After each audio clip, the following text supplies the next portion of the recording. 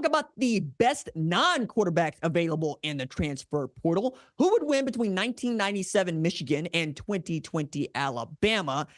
And Oklahoma and Texas got their SEC schedules, and I'm sure that when I tell you about it, you're going to think it's all very fair. Let's go. It's the #1 college football show.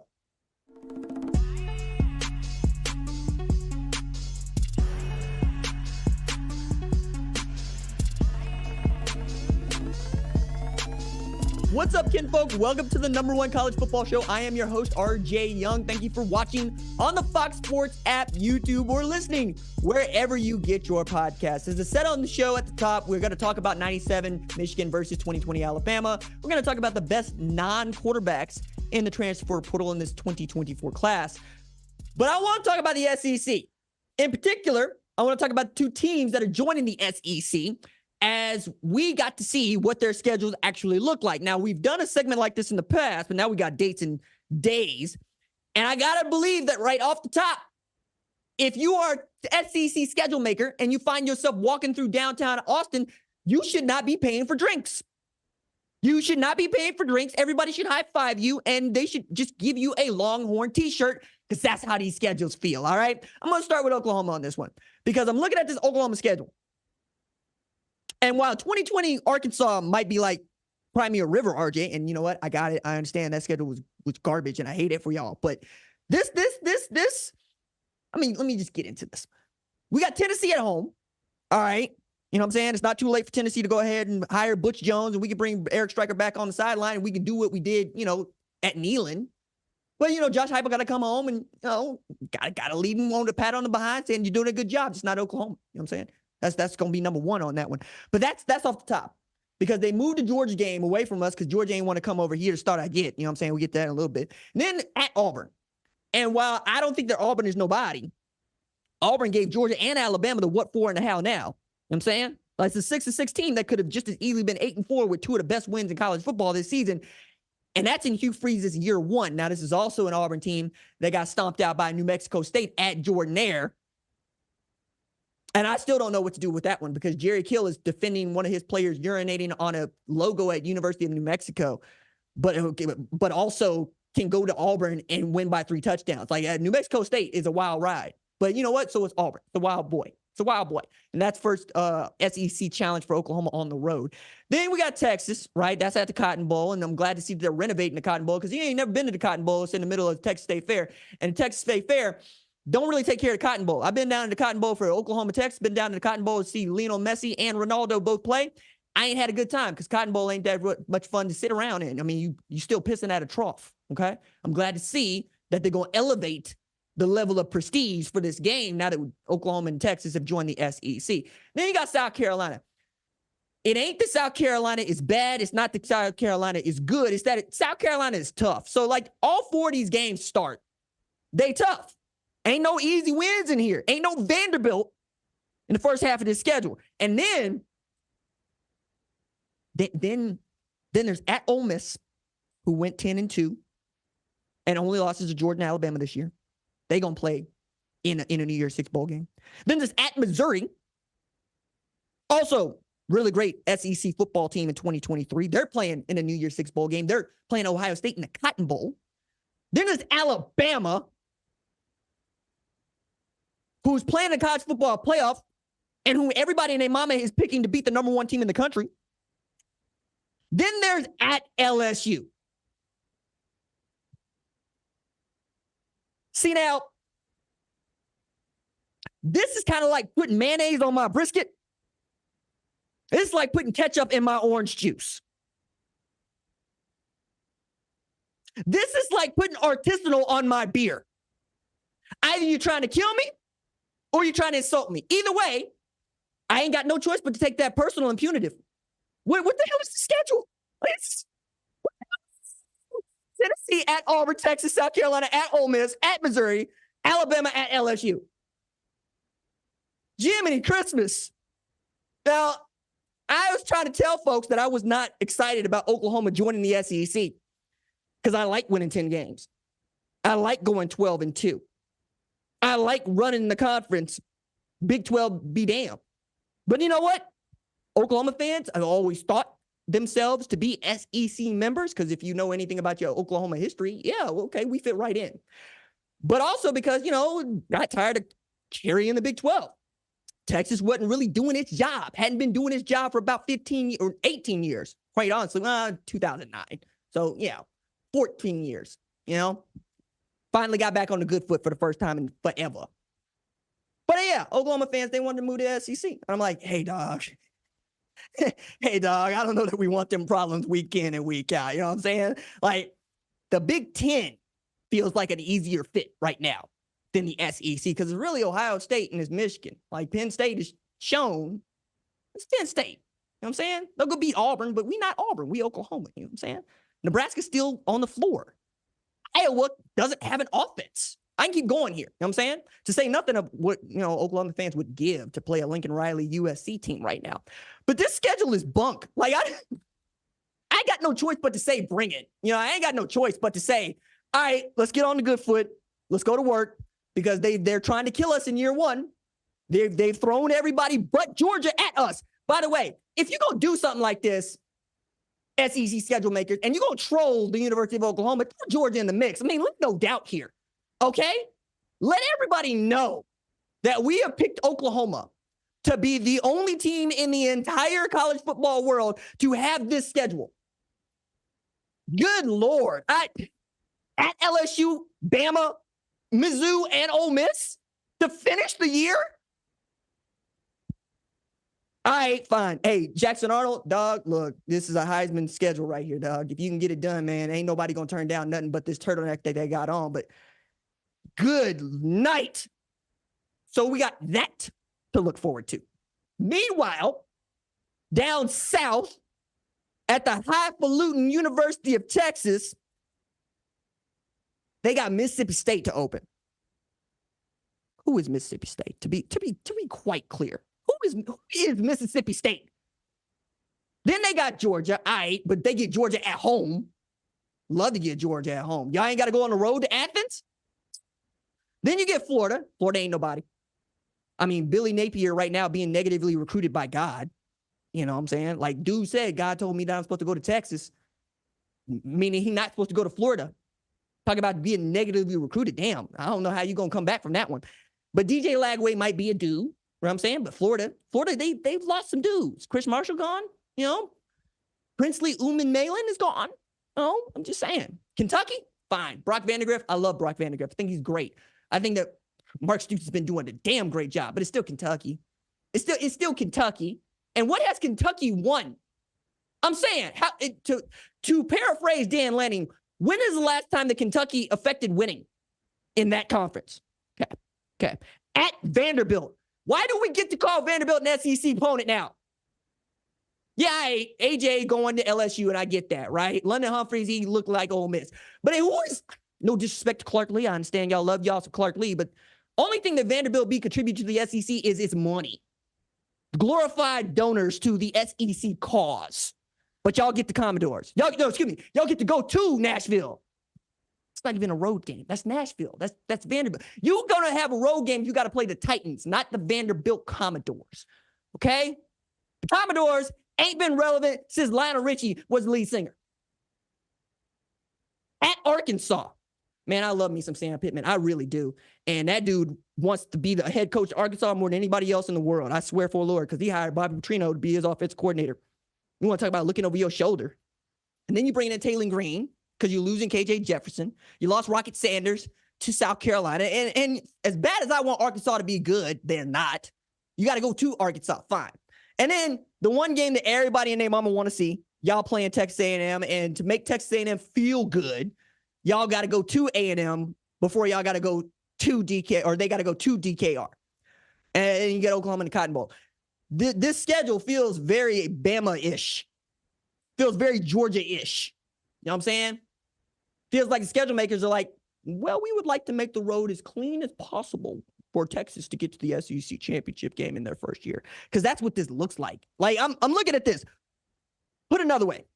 Oklahoma got to play 6 teams that are ranked in the top 25 of this year's college football playoff rankings, top 25 heading to the New Year's 6 bowl game. 6. And that's just an SEC play alone. Texas has 3, and that's including Michigan. And here y'all are trying to tell me, hey, RJ, we got to play Michigan. I don't give a damn. You got Georgia. You got Michigan. You got Oklahoma. Oklahoma, you stuck with us. We stuck with y'all, right? That game ain't going nowhere. I'm glad to see this staying in the Cotton Bowl, not moving to even the Jerry World. I'm glad the Cotton Bowl people decided to put up their money. But the rest of this, and I'm doing the high-pitched thing people going to accuse me of. Whatever it is they accuse the voice of. Some people look at my face and look at this beard and expect me to be Barry White. I don't know.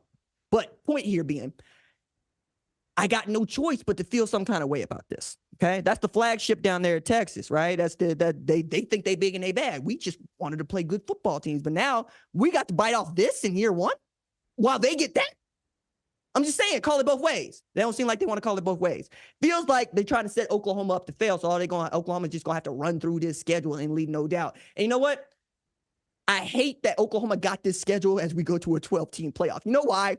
Because if Oklahoma ran through this schedule and did what Florida State did this year, ain't nobody in their mama going to tell us anything other than Oklahoma's the national champ. Had we had the Bowl Alliance in place, Oklahoma would be the national champ if they run through that schedule. But as it is, the best they can hope for is a number 1 ranked seed in a 12-team playoff.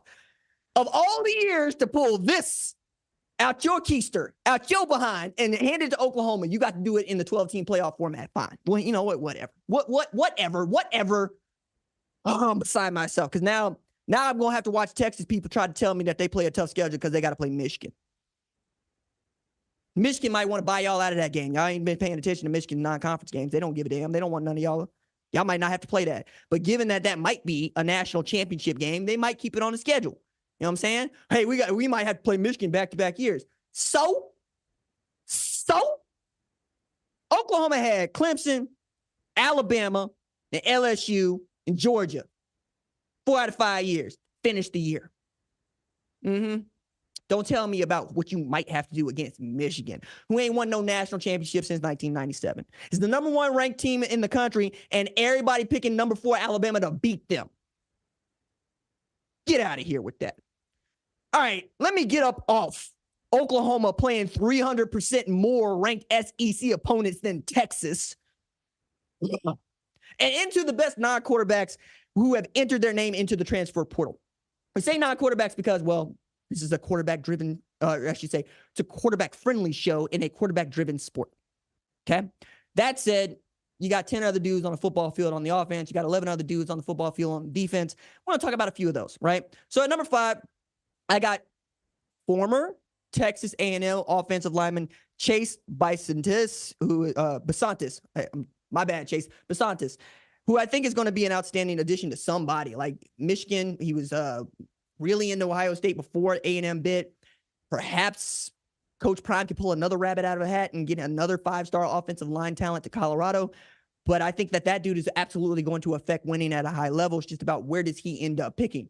Maybe Ole Miss, because that seems to be where everybody else is picking to go right now. Number 4 on the list, I got former Florida edge rusher, Princely Umanmielen, who is, again, another dude who looking like Ole Miss. Also a dude that was once interested in Oklahoma, right? We'll see what his buddy Chris Marshall want to do. Maybe he want to come back home. Only dude, by the way, who is out there talking about North Tulsa. I'm really loving this. So number 3 on the list, I got Georgia cornerback Nyland Green. I could just as easily have put A.J. Harris there, right? Maybe they're looking at Ole Miss. Who knows?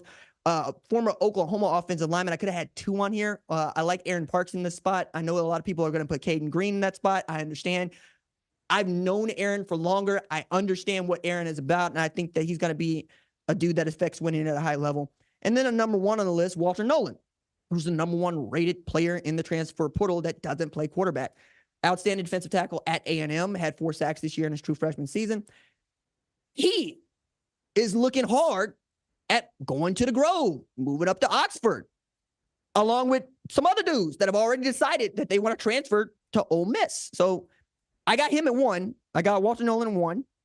But maybe I could have put Juice Wells there, who's a wide receiver transferring from South Carolina to Ole Miss. Maybe I could have put Chris Paul Jr. there, who's a linebacker who's transferring to Ole Miss. Maybe I could have put Tyler Barron there, or maybe London Humphreys. You know what I'm saying? A lot of these dudes are looking at Ole Miss, and I find this interesting. I find this interesting because Lane Kiffin has said some things in the past that would make you believe he feels about the transfer portal the way that Dabo Swinney does. Far from it. Far from it if you're looking at what he does and not what he says. As a matter of fact, before the 2023 season began, he had taken 39 players out of the portal in the last 2 years, notably Jackson Dart, Zach Evans, right, to join guys like Quinshon Judkins and turn them into an outstanding program. Like, again, they won 10 games, and their losses are to the SEC champ and the two-time defending national champ, Alabama and Georgia, right? So he is trying to build a roster that can compete with them. As a matter of fact, after they got stomped out by Georgia, one of the things that he had to say that I thought was really interesting was, first, that the defense gave up 10 yards per play, and he didn't think that he'd ever been a part of a defense that had done that. Hey, man, we'd seen Pete Golden's movies. Maybe you hadn't seen Pete Golden's movies, but you hired the dude away from Alabama, and Nick Saban let him walk. I also think that it's interesting that you're talking about a dude who is, again, on the wee outs here, kids go to where they're going to get paid the most. Free agency has been created in college football. He even took it farther in some other comments, particularly over there with Feinbaum when he's talking about, SEC media days when he was saying, we let boosters pay players, which means we're enabling cheating. You know, it's no longer what college football is about. Here's my thing. It's one thing for you to get on your post game against Georgia and say, hey, we got one 5-star, they got 24 or something. It's another thing for you to be mad that your defense is giving up 10 yards per play. It is quite another for you to say things like, this is the disaster waiting, NIL and transfer portal. They're going to get paid to go to school, so it's paid for play. And then you are the self-professed portal king, and your entire university leans into that part of your image. Okay? I'm here for the players getting paid, though. Like, not for nothing, dog, but we've been paying players since the turn of the 20th century. Maybe y'all haven't read a book, but I can point you to Harvard, Yale, Princeton, not only paying players to play for their college football teams, but those same players would go across state lines to play for another college football team on the same day because they were getting paid. Okay? Use your GI Bill to come to Oklahoma. I just left Iowa pre-flight to go take the head coaching job at Oklahoma. I would like to fill the rosters with 25, 26, and 27-year-old men. That's what Bud Wilkinson did. And he won 47 games in a row and is quite literally one of the greatest college football coaches who ever lived, using the portal of its day. I'll even take it earlier, right, or a little bit later. Bill Yeoman was head coach at Houston, and he was caught handing out cash money in envelopes to his players. And these allegations didn't surface until 1986 when the Houston Post caught wind of it, and it got wind of it to the tune of affidavits in which Bill Yeoman was handing out money, 26 grand here, 5 grand there. Over the course of 1970s and 1980s, Houston made that man retire. But what did he do? He won football games. And by the way, solidified Houston as a program that absolutely, positively wants to win football games. Hello. That's what they want at Ole Miss. Y'all are the Houston of the SEC. You're really good. You're very enjoyable. I enjoy your movies. But I need you to start acting like what you are, or talking like what you're acting like. You know what I'm saying? I need Lane Kiffin to lean into this. Lean into, hey, would you like to get paid? Like, do the whole After Dark infomercial. Would you like to get paid to play football? Would you like to enjoy thousands of dollars in cards and cash? Would you like to go to school on the side? Then come on down to the University of Mississippi. We will hook you right up. Because that's basically what we're all doing at this point. I just don't like the way we're talking about it. I love the transfer portal. I love the transfer portal because if a coach can take a head coaching job at the end of a year because he don't like the situation he is in, why can't a player? You know, and not for nothing, but we're getting legislators on board with this because they're like, hey, this whole multi-transfer thing where you got to sit out, axe that, 86 that. We're not here for that. We want our college football team to be good, and we want our kids to have freedoms to move, just like coaches got freedom to move, to which people are going contractually obligated. Yeah, contractually obligated to pay that buyout. Hello. Hey, what happened to signing a national letter of intent? I don't know. What happened to signing a contract worth millions of dollars that you chose to break so you could take another job elsewhere, as happens every single year? I mean, I get on this soapbox because it is personal to me. And I believe that you should be able to get what you're worth. And if somebody wants to pay you an obscene amount of money to do a job, I'm an American. That's what we do. We go get the money. You know what I'm saying? So if you want to be great, yeah, you're going to throw money into your program. That's how these things work. And not for nothing, but I come at this from, I did not play the sport in college football, okay? I did not get to go to college football games as a kid. My parents ain't got that kind of loot. You know what I'm saying? My way in was to watch television. I got to know Gary Danielson like everybody else. I got to know Brent Musburger like everybody else. I had Keith Jackson in my ears on Saturdays like everybody else. So when you rise to a high level in your profession outside of football, let's say the oil industry, let's say you got millions of dollars and the only thing that you really cared about was Texas A&M football. If you had money that you thought would help that Texas A&M football program win a national championship, you would throw your money at it because it means that much to you for Texas A&M football to be great. And we're the people that make this sport go. As much as I love these coaches and I love these players, we got 130 FBS coaches and we got 11,000 Division I players and we got millions and millions of college football fans. And all of us think that we know better. Fine. If they say put your money where your mouth is and you're willing to do that, go do that, dog. And if you're a kiddo and you're in the portal and you're looking for the best deal for yourself, make sure you know what you're getting into. That's all.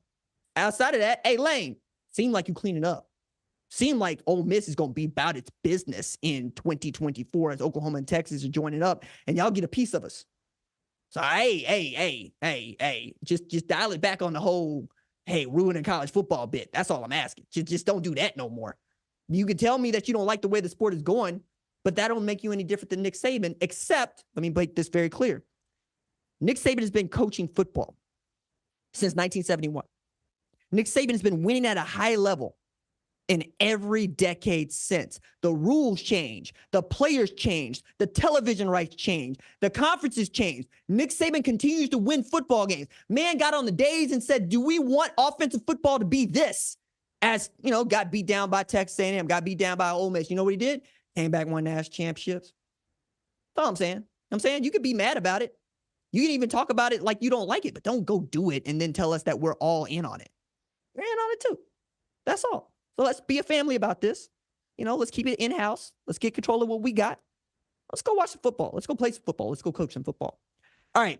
Let's go from that, where I'm talking about the best non-quarterback prospects in the 2024 transfer portal and basically how Ole Miss is hoovering them, to what it was like before the transfer portal was even thought of. In 1997, when the Michigan Wolverines last won a share of the national title. Outstanding football team. And I've got to meet a number of those players, most notably Chris Howard, who is the leading tailback on that team, had 938 yards on the ground. Charles Woodson does a lot of stuff for Fox, and one of the great players that our sport has ever produced, going both ways. I wonder what a Lloyd Carr might have been able to do in a transfer portal era, or whether or not, you know, it would have been helpful to him. Would he have gotten a Marcus Ray? Would he have been able to keep Tom Brady from transferring? Those sorts of things. Would Brian Greasy still be the dude starting quarterback, or would they be like, hey, I got to get Tom Brady in there, he might transfer? That might be interesting. On the other hand, transfer portal's been in away for about 3 years when 2020 Alabama comes along. 2020 Alabama is one of my favorite football teams. One of my favorite football teams because they went 13-0 at a time when it was just damn impossible to play 13 games in a season. COVID restrictions did that. We all dealt with it. We lived through it. It was tough, right? But that Alabama football team had its head coach test positive for COVID. Yet the rest of those players managed to keep themselves disciplined and stay on the football field and win football games. Mac Jones was a glorified point guard on an otherwise outstanding football team. I mean, Najee, my God. DeVonta, my God. Jalen, my God. You know, Christian Harris. You know what I'm saying? Like, I keep going down that list of players on that team. I'm going, damn, were they really that good? Yeah, they were really that good. DeVonta Smith was really that good. So we went back to a favorite here at the #1 college football show. We brought out verses, which means my man Javion Duncan is going to get into his bag and look for that graphic on the tweets, on the socials, and tell us what you think, because this is really centered around what you think, and we like to see your retweets and your likes and how you're going to reason. Would 1997 Michigan defeat 2020 Alabama? Or would 2020 Alabama defeat 1997 Michigan? I'm here for the battles. Charles Woodson versus DeVonta Smith. Sign me up. Marcus Ray versus Jalen Waddle. You know, when Jalen got his ankle. Sign me up. I would love to see how Brian Greasy navigates Jordan Battle on the back end. You know what I'm saying? Can he move him with his eyes? I would love to see who wins a towel waving contest between Tom Brady and Bryce Young, because ain't neither one of them going to see the football field. You know what I'm saying? Like, this is fun for me. And that's one of the reasons that we like doing this, because it's one of these hypotheticals that nobody knows the answer to. And that's really baked into the sport, because we're always going to argue about saying who won the 1966 national championship. Was it Michigan State? Was it Penn State? I think it was Michigan State, but you know what? That's just me. Anyway, I would love to know if you think Chris Howard would get stopped in a hole by Will Anderson off tackle. You know what I'm saying? I would love to hear what you think on that. For myself, I'm not counting the All-Americans. I'm not even counting the Heisman winners. I am looking at the roster, top to bottom. I'm looking at modern football. I'm looking at Michigan. In that age of the Big Ten, I'm going, Alabama might beat y'all by 3 touchdowns, dog. I love you, Charles. I do. I love Marcus. I love Chris. Y'all might get beat down. That 2020 Alabama team was not one to be trucked with. You know what I'm saying? Like, I didn't have... If I was an Alabama fan, I would have been living my best life, because even in a literal plague, we are undefeated and we are unstoppable, and we have the Heisman winner at wide receiver. We're that loaded. Can't nobody do nothing with us.